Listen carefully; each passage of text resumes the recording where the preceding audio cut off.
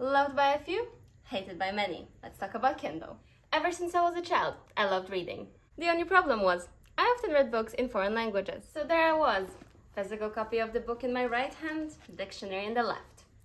Time-consuming, inconvenient, draining. Those are only some of the words that would describe that daunting process. And then I learned about Kindle, and everything has changed. I never looked back after discovering how convenient Kindle was, not only for its dictionary features, but also for portability, collections, and many more. Let me introduce you to all the most useful Kindle features. And hopefully, regardless if you just joined the world of digital ebook readers, or if you've owned a Kindle for years, you'll learn something new today.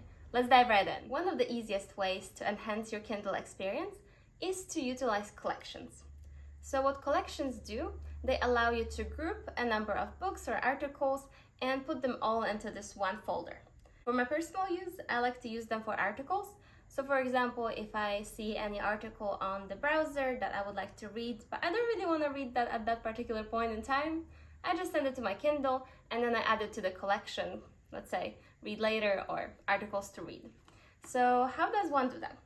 You generally have to open your Kindle, go to the library, and in the library click the three dots, create new collection. I'm gonna name this collection articles, and after I've named this collection, it would allow me to add a number of books or articles to that particular collection. So I'm going to add 24 best marketing strategies to the collection, click done, and then I will be able to see a collection called articles here in the top. So I can just click it and see all the positions I've added to the particular folder. So this next feature is extremely useful for anybody who lives with toddlers, nosy siblings, or that roommate that doesn't really respect the privacy. Well, of course I'm talking about passcodes. Kindle lets you set up a passcode in literally just 30 seconds, and it would allow you to protect your privacy and all of your spicy content will be safe. So in order to set up a passcode, you need to go to Settings, and then All Settings, and then Device Options, Device Passcode. So it's pretty easy to set it up. You can just choose whatever password you want. And then the next time you're going to open your Kindle, it will ask you for a passcode. So nobody else can enter your Kindle and see what's inside. So to turn off the passcode, you can just go to the same settings, confirm password, and you will no longer have a password associated with your device. So how I mentioned at the very beginning, what drew me most to Kindles was the feature of dictionaries. I was just so sick and tired of carrying a dictionary with me every time I wanted to read a book in a foreign language that having those dictionaries with Kindle was just such a game changer. It literally changed the way I read. It made it so much more convenient, so I used them all the time. So anytime I read a book in English or in French, I would always utilize the dictionary functions. What's also cool is that Kindle allows you to connect to the internet, and then you're also able to take advantage of the Wikipedia.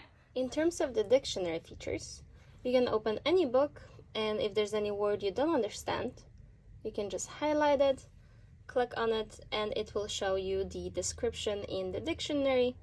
And here you can choose whatever dictionary you would like. You can choose English to English, or English to any other language, or any language that you read in. And then you can also see the Wikipedia article. If there's any term you don't understand, you will generally be able to see a word description here in Wikipedia. I also have this little translation. So here you can, let's say, choose any language. And then say, if I wanted to translate English to Danish, this is what I would get. Another great thing for the language learners is the vocabulary builder. So anytime I read a book in a foreign language, I would highlight all the words I didn't know, I would see their translation, and then later all of those words would be put into the vocabulary builder. So then I was able to repeat them and master all of the flashcards, and this way I was able to learn the languages so much more effectively and efficiently. You can easily learn from all of those words that you highlighted while reading on Kindle. So pretty much you can just go click the Kindle, click the three dots, click vocabulary builder, and it will show you all of the words that you have in that particular book, so you can repeat them and learn. So for example, I can go to that word, see the meaning in dictionary, read a little bit more about the usage, and then you can say, let's say that you mastered this particular word.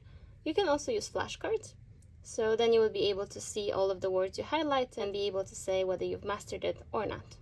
The next tip I have for you is to clean up your storage. You can easily acquire additional storage by going to All Settings, and then Device Options, Advanced Options, and then Storage Management. Here you have two options, either a manual remover or quick archive. One of the most common concerns from people who don't like Kindles is that you're not able to flip pages. But I don't think that's true. You can easily flip between the pages. So pretty much you go to a book, you click this, then you can flip in between the pages without losing the track of your progress. So you can pretty much just click those buttons, and you can also see it in a grid view. So you're able to see pretty much the entire book and go to any page you want. Some of my favorite tips and tricks for Kindles are to send files from your computer or from your phone.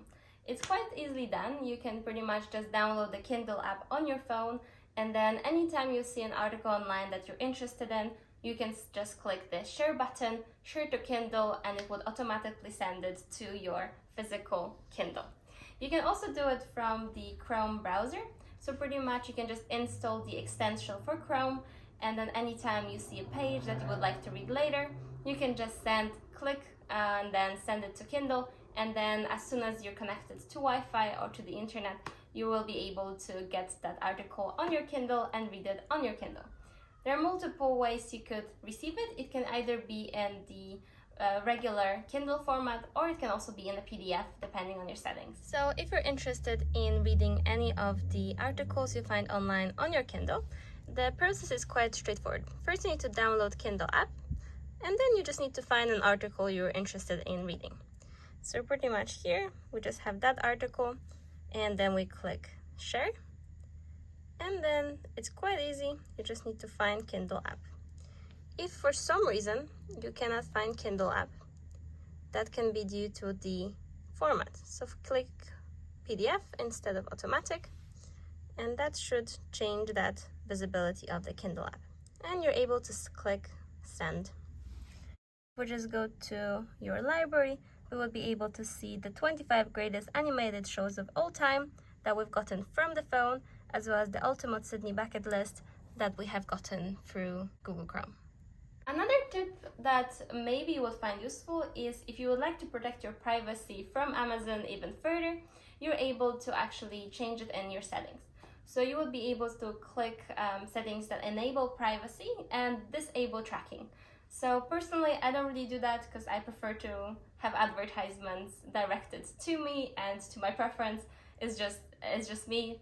Most people probably don't prefer that, so it's fine to disable it. Another great thing about Kindle is that they do last for a long time.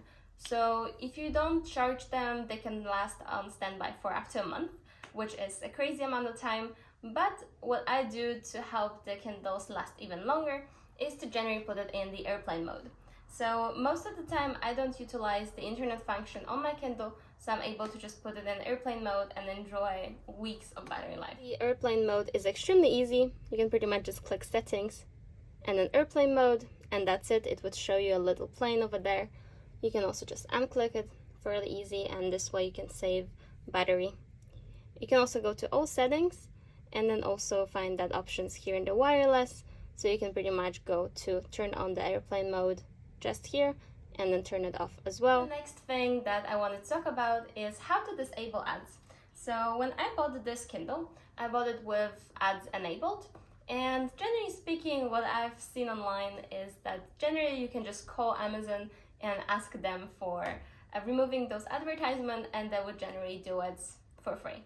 I've never tried that, to be honest. I think I was just lucky, or maybe my Kindle expired or something, because after a few years of me owning the Kindle, the advertisement just disappeared randomly. I also had this Kindle for like probably 8 years now, so maybe it's just been too long. Which brings me to my next point, which is, do you need the newest Kindle? I had this Kindle for the last 8 years and it works perfectly fine. There are, however, a few features that I would like to change.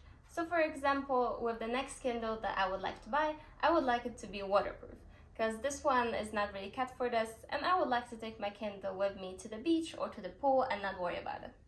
And the second thing is, I would like to be able to adjust the brightness of the screen. So this one, you can of course adjust the brightness, but you cannot really upgrade warm versus cold color, so you cannot switch in between those modes, which I think would be quite nice. However, with the Amazon's announcement of Kindle Scribe, I think I would actually be most likely to upgrade to that particular model, just because of that upgraded functionality. Thank you so much for watching, and if by any chance you are interested in those dictionary and vocabulary building features of Kindle and you're a language learner, you could probably be interested in the free Lingola language course.